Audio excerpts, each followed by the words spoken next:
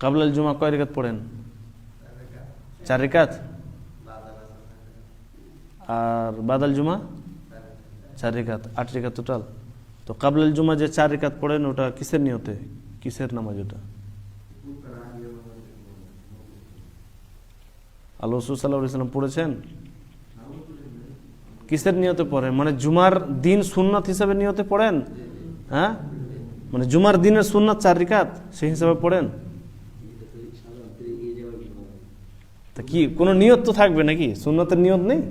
যেরকম ধরেন আপনি এশার সালাত এখন পড়লেন, তো এশার সালাতের পর 2 রাকাত সুন্নত পড়বেন কি পড়বেন না? ওটা কিসের নিয়ত? এশার সালাতের সুনানুর রাওয়াতিব, সুন্নতে মুআক্কাদার নিয়তে পড়বেন, তারপরে বিতর পড়বেন 3 রাকাত বা 1 রাকাত। তো নিয়ত তো আসে না নেই? তো জুমার দিন যে 4 রাকাত আপনারা কাবলাল জুমা পড়েন, এই কাবলাল জুমা এটা যে 4 রাকাত পড়েন সেটা জুমার দিনের নির্ধারিত সুন্নাত হিসাবে পড়েন না অন্য কোনো নিয়তে? মানে কাবলাল জুমা নির্ধারিত 4 রাকাত জুমার আগে পড়তে হয় এরকম নিয়ত করে পড়েন, তাই তো?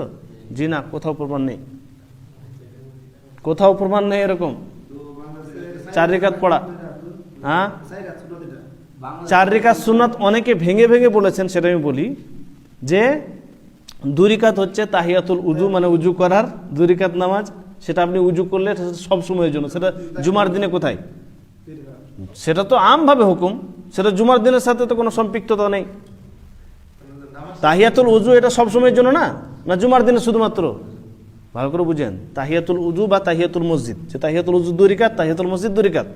তো তাহিয়াতুল উযু 2 রাকাত বা তাহিয়াতুল মসজিদ 2 রাকাত, এটা তো সব সময়ের জন্য বিধান। যখনই মসজিদে প্রবেশ করবেন তখন আপনি 2 রাকাত পড়বেন, এবং যখনই আপনি উযু করবেন, সেটা বাড়িতে থাকেন অন্য কোথাও থাকেন, উযুর পরে আপনি 2 রাকাত পড়বেন।